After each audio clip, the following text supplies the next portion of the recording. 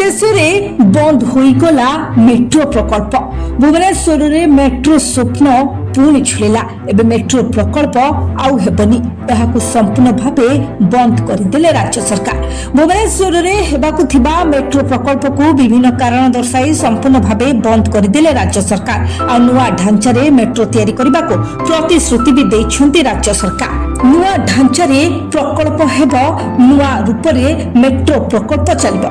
केंद्र को खूब शीघ्र एने पठाजिबो प्रस्ताव। केंद्र सहायक रे नुआ प्रकल्प कार्यक्षम हेबो बोली कहिसेंती नगर उन्नयन मंत्री कृष्ण चंद्र महापात्र। टेक्निकल टीम गठन नहीं मंत्री स्तरीय सब कमिटी बैठक रे निष्पत्ति भी लिया जायछि।